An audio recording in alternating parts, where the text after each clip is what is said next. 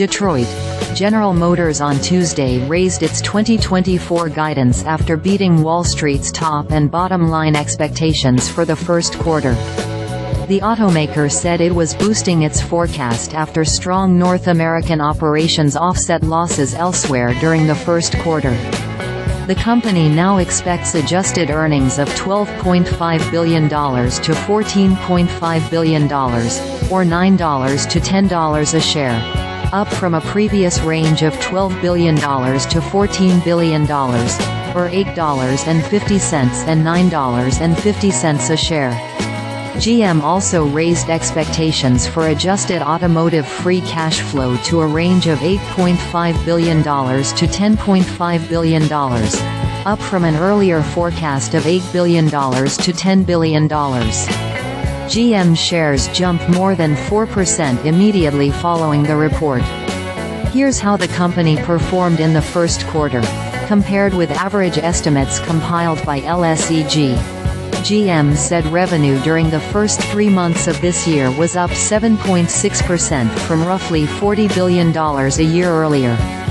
Its net income during the first quarter was up about 26% to $2.95 billion.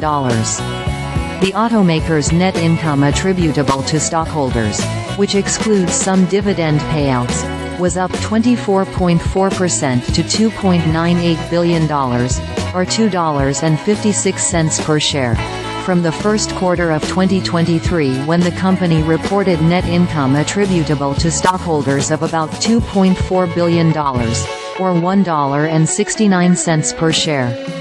The automaker's adjusted earnings before interest and taxes were $3.87 billion, or $2.62 per share, during the first quarter.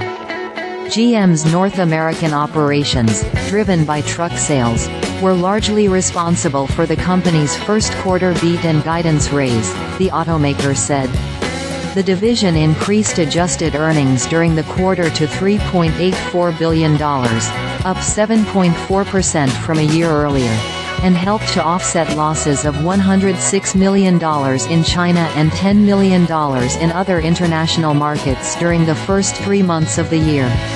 Steady vehicle pricing and increased retail sales in North America also helped GM achieve a 10.6% adjusted profit margin in the region for the period, above its previously announced 8% to 10% range for the year. GM CFO Paul Jacobson said prices for the automaker's vehicles were roughly flat to slightly down during the quarter, but not down as much as the 2% to 2.5% decline the company anticipated for the year. Our consumer has been remarkably resilient in this period of higher interest rates, Jacobson told reporters during a briefing. We think in this environment that we can continue to perform. He also noted the company's loss in China was slightly better than the company had previously forecast. GM specifically noted that sales of its highly profitable pickups remain strong, while production of its all-electric vehicles continues to ramp up following bottlenecks in production, particularly with battery modules.